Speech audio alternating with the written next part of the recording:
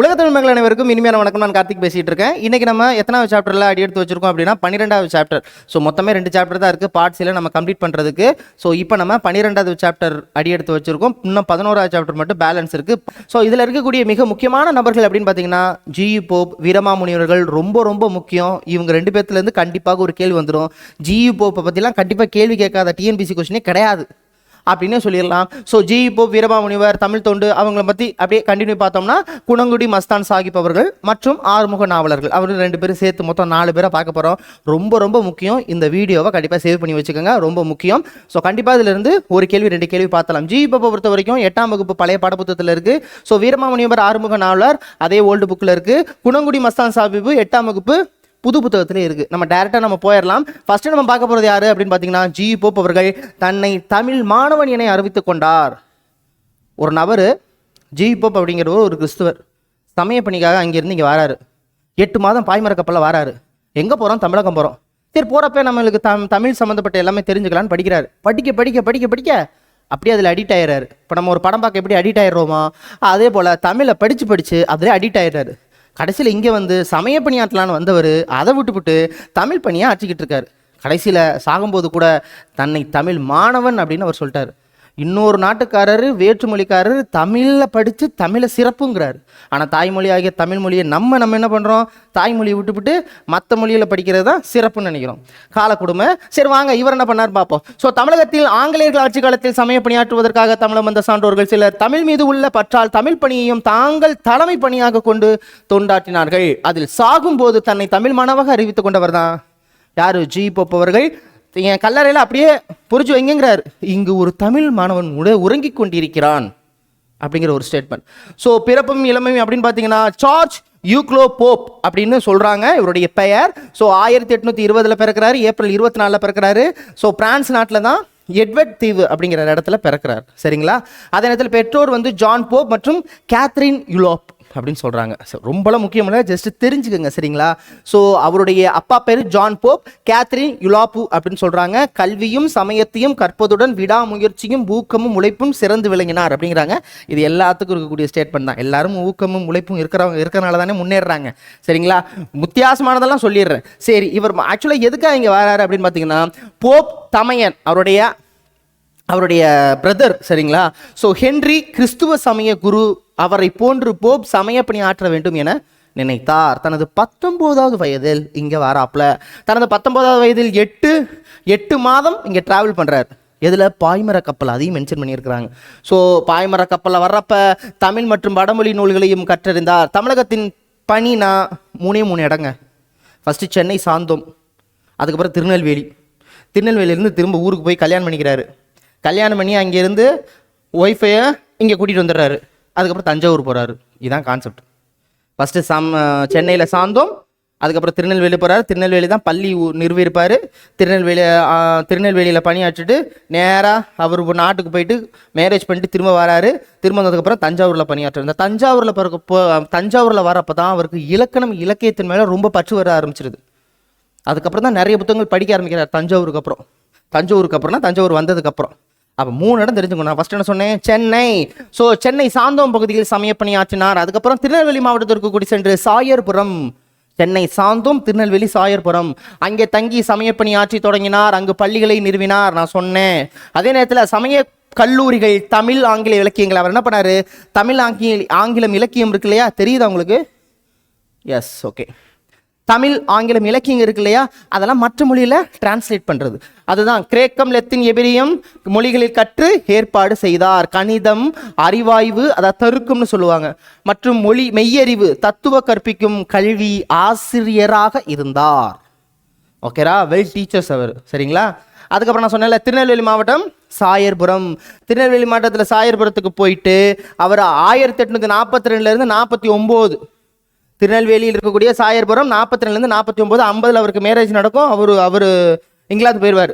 So ஆண்டு கல்வி பணியை சமய பணியை ஆற்றி அவர் இங்கிலாந்து சென்றார். இங்கிலாந்து டும் 1850 திருமணம் நடக்குது. மீண்டும் தமிழகம் வந்து தஞ்சாவூருக்கு வராரு. தஞ்சாவூரில் தான் இலக்கிய ஆர்வம் அவருக்கு வருது. தஞ்சாவூர் பணியாற்றிய 8 ஆண்டு காலத்தில் பயின்ற நூல்கள் சொல்லணும்னா புறநானூறு, நன்னூல். ஃபஸ்ட்டு வந்தோடனே நன்னூல், புறநானூறுலாம் படிக்க ஆரம்பிக்கிறார். திருக்குறள் சொல்லவா வேணும்? அது திருக்குறள் வேற லெவல் நூல்னு என்ன நினைச்சாரோ ஃபுல்லாக படித்து கடைசி இறுதி காலகட்டம் வரைக்கும் 40 ஆண்டு காலங்க, 40 ஆண்டு காலம் படித்து சுவைச்சு திருக்குறளை கொடுத்துருக்காருங்க. புரியுதுங்களா? ஸோ புறநானூறு, நன்னூல், திருக்குறள், திருவாசகம், நாலடியார் முதலிய நூல்களை பலமுறை படித்து அவற்றின் நயங்களை உணர்ந்தார். இந்த நூல்லாம் ரொம்ப முக்கியம்.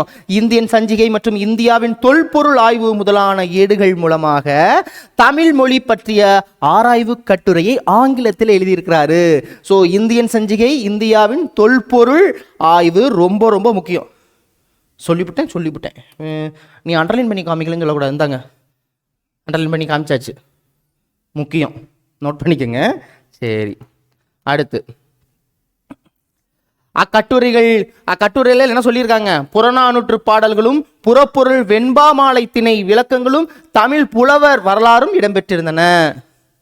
அப்புறம் ரொம்ப முக்கியமான நூல் இவர் எழுதின தமிழ் செய்யுள் கலம்பகம். உயர்ந்த பண்பாட்டுக்குரிய 3 விஷயத்தை பற்றி பேசுறது. 3 எப்படி சொல்கிறது, மனிதர்களுக்கு இந்த நவரசம்னு சொல்லுவாங்க இல்லையா, கோபம், பொறுமை, தியாகம் அப்படின்னு சொல்லுவாங்க இல்லையா, அந்த மாதிரி இவர் ஒரு 3 விஷயத்தை எடுத்துக்கிறார். பொறுமை, சினமின்மை, நட்பு. இந்த 3 விஷயத்தை பற்றி டிஸ்கஷன் பண்ணி நம்ம இதில் என்னென்ன நூல்கள் என்னென்ன இருக்கோ ஒட்டு மொத்தமாக இந்த 3 கேரக்டருக்கு இதான்ப்பா அப்படின்னு தமிழ் செய்யுள் கலம்பகம் என்னும் நூலாக தொகுத்ததோடு அந்த பாக்களுக்கு விளக்கமும் தந்தார். சரிங்களா? அதே நேரத்தில் பாடல் நூலின் முன்னோடி, இதை கேட்டு வச்சிருக்காங்க. பாடநூலின் முன்னோடி என அழைக்கப்படுவர் ஜியு போப்பு. கொஸ்டின் கேட்டிருக்காங்க, நம்மளுக்கு எங்கிருந்து கேள்வி கேட்டாங்க. இது தலைப்பு. பாடநூலின் முன்னோடி போப் தமிழை கற்கும் காலத்திலேயே நூலாசிரியராகவும் விளங்கினார். பள்ளி படிக்கும் குழந்தைகளுக்கு இலக்கணத்தை வினாவிடை முறையாக 2 இலக்கண நூல்களை அவர் எழுதினாரு. பெரியவர்கள் கற்பிக்கும் வகையில் இலக்கண நூல் ஒன்றை படைத்தார். சில்ட்ரன்ஸுக்கு 2, பெரியவருக்கு அடல்ட்டுக்கு எத்தனை 1. தமிழ் ஆங்கில அகராதி ஒன்றையும் ஆங்கில தமிழ் அகராதி ஒன்றையும் வெளியிட்டார். தமிழ் வரலாற்று நூல்களை உரைநடை நூல் ஒன்றையும் எழுதினார். பழைய தமிழ் இலக்கியங்களில் இருந்து சில செய்யுள்களை தொகுத்து நூலாக வெளியிட்டு அதனை பாட நூலாக வைக்க ஏற்பாடு செய்தார். எப்படியே இப்போ நம்ம படிக்கிறோம் புறநானூறு, இது எங்கப்பா இருக்கு புறநானூறு எத்தனாவது பாட்டா இருக்கு, அதை அவர் அப்படியே பண்ணிட்டாரு. இலக்கியத்தில் ஒரு கான்செப்ட் இருக்கா, முக்கியமான ஒரு விஷயம் இருக்கா, தூக்கூட அதை பாட நூலா போடுறா. அப்ப பழைய தமிழ் இலக்கியங்களில் இருந்து சில செய்யுள்களை தொகுத்து நூலாக வெளியிட்டு அதை பாடநூலாக வைக்க ஏற்பாடு செய்தார். 1858ஆம் ஆண்டில் உதகமண்டலம் சென்ற அவர் பள்ளி ஒன்றினை தொடங்கி அதன் ஆசிரியராகவும் பணியாற்றினார். தாயகம் சென்ற போப் 1885 முதல் 1908 ஆண்டு வரை 23 ஆண்டுகள் இங்கிலாந்து பல்கலைக்கழகத்தில் தமிழ் தெலுங்கு கற்பிக்கும் பேராசிரியராக இருந்திருக்காரு. இங்க வந்தோன்னு அவர் இறக்கல, திரும்ப இங்கிலாந்து போய் பேராசிரியர் பணியாற்றிருக்காரு. அங்கே கூட என்ன பண்ணியிருக்காரு, தமிழ் மற்றும் தெலுங்கு பேராசிரியராக பணியாற்றியிருக்கிறார். இறுதி காலகட்டத்தில் திருக்குறளை 40 ஆண்டு காலம் சுவைத்து 1888 அதை தான் ஃபர்ஸ்ட் நீங்கள் தெரிஞ்சுக்கணும். திருக்குறளை 40 ஆண்டுகள் படித்து சுவைத்து அதனை ஆங்கிலத்தில் மொழிபெயர்ப்பு செய்தார். நம்மளுக்குலாம் என்ன 40 வயசே வரல, அவர் 40 வருஷம் இதே படிச்சுக்கிட்டு இருந்திருக்காரு. சரி, ஓகே, விடுங்க. சரி, 1888 என்ன பண்ணியிருக்கிறாரு, திருக்குறளை மொழிபெயர்ப்பு செஞ்சிருக்காரு. அதனால தான் இவரை பற்றி கேள்வி கேட்காம இருந்ததே கிடையாது டிஎன்பிசியில். மொழிபெயர்த்தவர்னாலே ஆன்சர் தெரியலையா, ஜி போப்பு போடுங்க அப்படின்னு நம்மளுக்கு சொல்லி கொடுத்துருக்காங்க. சரிங்களா? அடுத்து 80 வயதில் 1900 திருவாசகம் என்ற மொழியை மொழிபெயர்ப்பு செய்ய திருவாசகம் நூலை மொழிபெயர்த்திருக்காரு. அப்ப 1888 திருக்குறள், 1900 என்னது 80வது வயதில் திருவாசகம். மறந்துடாதீங்க. இறுதி காலகட்டத்தில் புறப்பொருள் வெண்பாமாலை, புறநானூறு, திருவட்பயன் போன்ற நூல்களை பதிப்பித்திருக்கிறாரு. இறுதியாக 1908 இறக்குறாரு. 1908 87வது வயதில் பிப்ரவரி திங்கள் 11ஆம் நாள் இறக்குறாரு. 11ஆம் நாள் இவர் நீர்க்கிறாரு. அவர் தன் கல்லறையில் இங்கே ஒரு தமிழ் மாணவன் உறங்கிக் கொண்டிருக்கிறான் என்று சொல்லுங்கள் அப்படின்னு சொல்லிட்டு தான் போயிருக்காரு. இங்கே ஒரு தமிழ் மாணவன் உறங்கிக் கொண்டிருக்கிறான் என்று எழுத வேண்டும் என்று உயிலில் எழுதி வைத்தார். முடிஞ்சு போச்சு. ஜி பப்ப இதை தவிர ஜி பப்பை பற்றி கேள்விகள் கிடையாதுங்க. அடுத்து நம்ம போயிடலாம் நினைக்கிறேன். மெஞ்ஞான ஒளி குணங்குடி மஸ்தான் சாஹிப்பு. இவரை பற்றி சொல்லணும் அப்படின்னு பார்த்தீங்கன்னா பராபரமே நம்ம குணங்குடி மஸ்தான் சாஹிப்புன்னு சொல்றாரு. எப்படி கள்ளக்கருத்துக்களை தெரியுதா? எஸ், வச்சுக்குவோம். கள்ளக்கருத்துக்களை கட்டோடு அறுத்து வருவதற்கு உள்ளிருக்கும் மெஞ்ஞான ஒளியே பராபரமே அப்படின்னு சொல்றாரு. சரிங்களா? அடுத்து காசை விரும்பி கலங்கி நின்ற உண்பாத ஆசை விரும்பாத அலைந்தேன் பராபரமே. அறிவை இதுக்கு அது மீனிங் நீங்கள் பார்த்தாலே புரியும். இருந்தாலும் இதில் இருக்க கள்ள கருத்துக்களை கட்டோடு அறுப்பதற்கு, கள்ள கருத்துக்கள்னா ஒரு கெடுக்கும் குணம், அந்த மாதிரி கருத்துக்கள், ஒரு கெட்ட விஷயத்த பண்ணக்கூடிய கருத்துக்கள், அந்த கருத்துக்களை கட்டோடு அறுப்பதற்கு உள்ளிருக்கும் மெய்ஞானம், அதை ஃபுல்லாக களையிறதுக்கு உள்ளே இருக்கிற மெய்ஞானம் இருக்குல்லையே, அது பராபரமே அப்படிங்கிற இதுக்கான பொருள் இங்கே இருக்கு. மேலான பொருளே, தன் தீய எண்ணங்களை அடியோடு அழித்தவருக்கு மனதுக்குள் எழுந்திருக்கும் இருக்கும் உண்மையான அறிவே பராபரனே. உன் திருவடிகள் மேல் பற்று வைக்காமல், உன் திருவடி மேல் பற்று வைக்காமல் காசு மேல பற்று வச்சேன்ல, அதனால நான் இப்ப ஃபீல் பண்ணி கலங்கி நிற்கிறேன் அப்படிங்கிறாரு. ஃபீல் பண்ணி நிற்கிறேன் பராபரனே. ஓகேவா? கண் கலங்கி நிற்கிறேன் பராபரனே.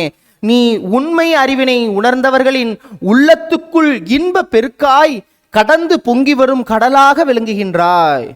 ஏதாவது நீ உண்மை அறிவினருக்கு கடலாய் பெருகி வருகிறாயாம். அதே நேரத்தில் மேலான பொருளே, ஐம்பொறிகளையும் அடக்கி ஆள்வது மிகவும் அரிய செயலாகும். அப்பொறிகளின் இயல்பை உணர்ந்து நல்வழிப்படுத்தும் அறிவினை எனக்கு தந்து அருள் புரிவாயாக பராபரமே. பராபரமே பராபரமேன்னு இது வந்திருக்கு. ஆனால் பொருளை நல்லா புரிஞ்சுக்கோங்க. ஸோ இதுதான் இந்த பாடப்புத்தகத்தில் கொடுத்துருக்குறாங்க. குணங்குடி மஸ்தான் சாஹிப்பு, குணங்குடி மஸ்தான் சாஹிப்பு சேவரை பற்றி இன்னொரு விஷயம் எடுத்திருக்கிறதையும் சேர்த்து நான் சொல்லிட்டேன்னா ஒரே தான் முடிஞ்சிடும்.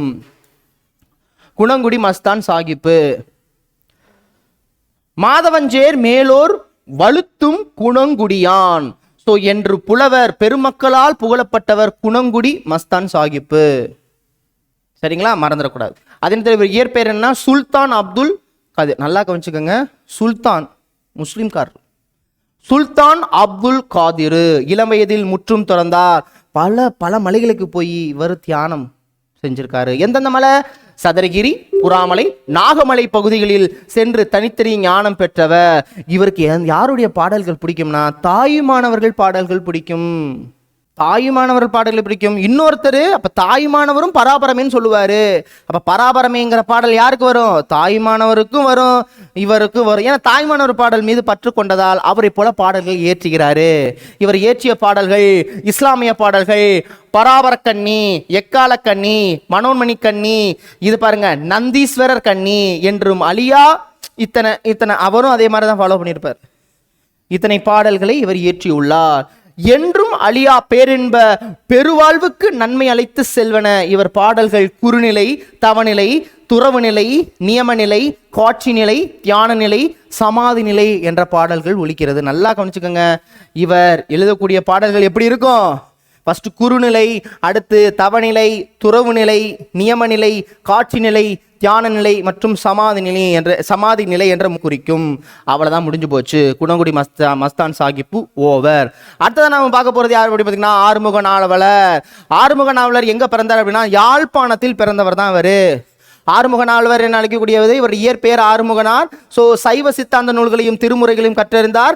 இருமொழி கற்பிக்கும் ஆசிரியராக இருந்தார். தமிழ் புலமை, ஆங்கில புலமை பெற்றவர். அப்புறம் இருமொழி கற்பிக்காச்சுன்னா வேற எது? உனக்கு தமிழ், இன்னொன்று ஆங்கிலம்.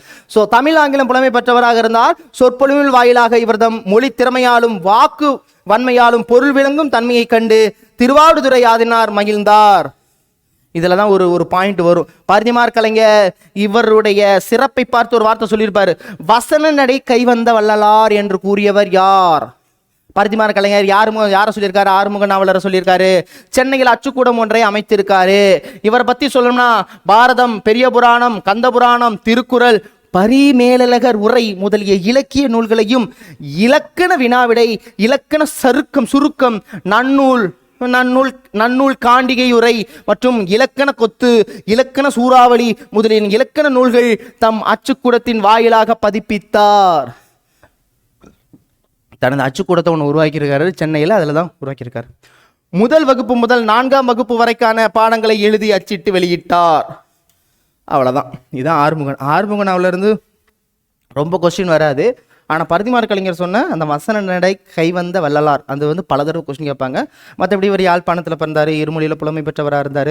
இவர் பதிப்புத்துறையில் மிக முக்கிய பணியாற்றினார். ஒரு அச்சுக்கூட வச்சிருக்கார். அச்சுக்கூடத்தின் மூலமாக பல நூல்களை பதிப்பித்தார் அப்படிங்கிற விஷயத்தை ஞாபகம் வச்சுக்கோங்க. ஓகேவா? அடுத்ததாக நம்ம பார்க்க போகிறது இந்த வீடியோவின் இறுதி நபராக இருக்கக்கூடிய வீரமா முனிவர். அவரை பற்றி பார்த்துட்டோம்னா அவ்வளோதான், முடிஞ்சு போச்சு இந்த சாப்டர். வீரமா முனிவரை பற்றி உங்களுக்கு நல்லாவே தெரியும்.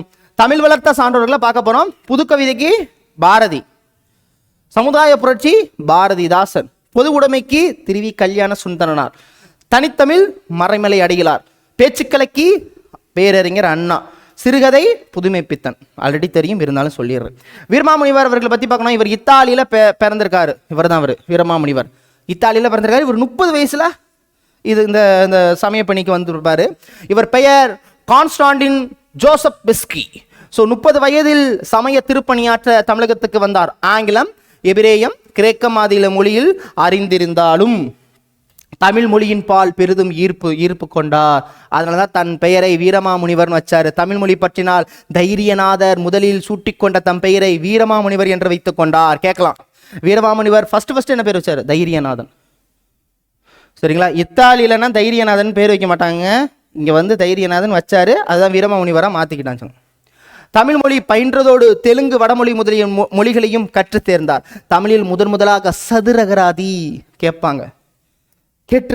சதுரகராதி என்றும் அகர முதலி தான். சதுரகராதிங்கிறது ஒரு டிக்ஷனரி மாதிரி. ஸோ அகர முதலியை வெளியிட்டார். தேம்பாவணி என்னும் கிறிஸ்துவ காப்பியத்தை ஏற்றினார். இந்த கொஸ்டின் கேட்டுக்கிட்டே இருப்பாங்க. தேம்பாவணியை ஏற்றியவர் யார்?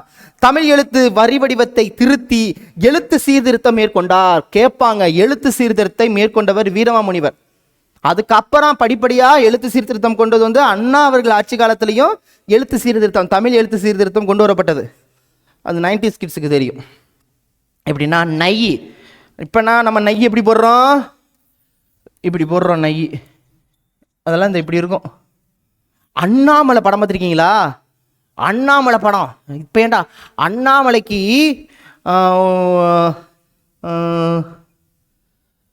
அண்ணாமலை இதில் இந்த சுழிப்பாங்கல்ல, இப்படி இருக்கும் அண்ணாமலை. இப்போ நம்ம அண்ணாமலைன்னு இப்படி சொல்கிறோம்ல, அண்ணாமலை. இந்த நான் இழுத்து விட்டுருப்பாங்க. எப்படின்னா இந்த படத்தில் அப்படி தானே இருக்கும். இந்த இப்படி எடுத்துருக்கோம். கரெக்டு தானே? பாருங்கள், செக் பண்ணி பாருங்கள். அதுக்குன்னு இதை ஆஃப் பண்ணிட்டு போய் பார்க்காதீங்க. ஃபுல்லாக முடிச்சிடறேன், அதுக்கப்புறம் போய் பாருங்கள். ஓகேவா? 2K கிட்ஸுக்கு சொல்லிக்கிறேன். எழுத்து தமிழ் எழுத்து வரி வடிவத்தை திருத்தி என்ன பண்ணாங்க? தமிழ் சீர்திருத்தத்தை மேற்கொண்டவர் வீரமாமுனிவர். ரொம்ப முக்கியம். தொன்னூல் விளக்கம் இலக்கண நூலை படைத்தார். அடுத்ததாக அம்மானை பரமார்ந்த குறுக்கதை. இது இளம்பகம். இளம்பகம் அம்மானை பரமார்ந்த குறுக்கதைகளை உருவாக்கினார். நூலெல்லாம் ரொம்ப முக்கியம். சரி, அடுத்ததாக தேம்பாவணி. இதெல்லாம் நமக்கு தெரியும். கதம்ப மாலை, காவலூர் கலம்பகம், தொன்னூல், பொன்னூல், சதுரகராதி, அதுக்கப்புறம் முத்தாரம், தமிழை தாய்மொழியாக கொண்டிராதவர், தமிழை தாய்மொழியாக கொண்டிராதவர், நம் தமிழை கற்று தமிழில் இலக்கண இலக்கியங்களை ஏற்றி தமிழுக்கு பெரும் தொண்டாட்டி இருக்காங்க. தாய்மொழி தமிழ் இல்லை, ஆனா இலக்கண நூலை உருவாக்கியிருக்கார், இலக்கிய நூலை உருவாக்கியிருக்கார் வீரமாமுனிவர். சரிங்களா? வீரமாமுனிவர் தமிழ் முனிவர்களுள் ஒருவராக விளங்குகின்றார் அப்படின்னு யார் சொல்லியிருக்கா? சொல்லின் செல்வர் என அழைக்கக்கூடிய ராபி சேதுபிள்ளை அவர்கள் சொல்லியிருக்கிறாங்க. முடிஞ்சு போச்சு. இதுக்கு கீழே குணங்குடி மஸ்தான் சாஹிப் இது ஆல்ரெடி பார்த்தாச்சு. சதுரகராதி மறந்துடாதீங்க. தமிழ் செய்யுள் கலம்பகம் எப்படி அங்கே ரொம்ப முக்கியமோ ஜிபப்புக்கு, இவருக்கு சதுரகராதி ரொம்ப முக்கியம். அதே நேரத்தில் தொன்னூல் விளக்கம் ரொம்ப ரொம்ப முக்கியம். தேம்பாவணி பார்த்துக்கங்க, கிறிஸ்துவ நூல். Thank you so much. வீட்டு சந்திக்கிறவங்களது விடைபெறுவது உங்கள் அன்பு சகோதரர் கார்த்திக். நன்றி, வணக்கம்.